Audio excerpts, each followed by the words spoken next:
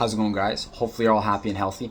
All right, so I'm going to try and do my best to condense this down as easily digestible as possible. So what I've planned on doing for Project 10 is getting from 14% body fat down to 10% body fat. Now, I haven't necessarily given myself a strict date and time.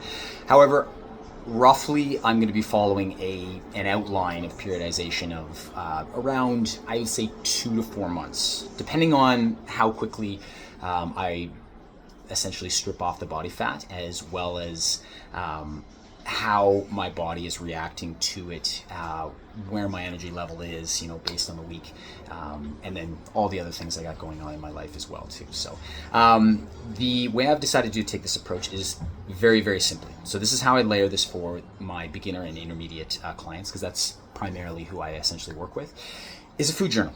Not everybody necessarily wants to count calories or go through all the nauseating details of everything that's basically going into your body daily. Now, that being said, I think that if you want the best results in the shortest amount of time, counting your calories is just, you're not guessing. You know exactly what's going into your body day by day, and you have tangible evidence and data to be able to substantiate that. So, however, I think for a lot of people, a food journal is a good place to start, and then from there you can kind of essentially layer it over time, and then get a little bit more intimate with the numbers and everything, so that you can get better results over the long term. But ultimately, my goal with a lot of clients is to create a lifestyle shift and behavioral management change, ideally, because a lot of people will basically jump into a program, progress, and then once you get to where you go, some people regress. Not everyone,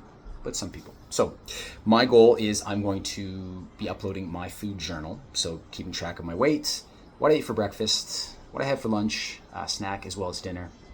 And then each week, based on that weight, I'll make some tweaks to my diet, very, very simply. So whether that's a little less rice, a little bit more meat, wherever else, to basically kind of just change those numbers based on that one specific metric for myself.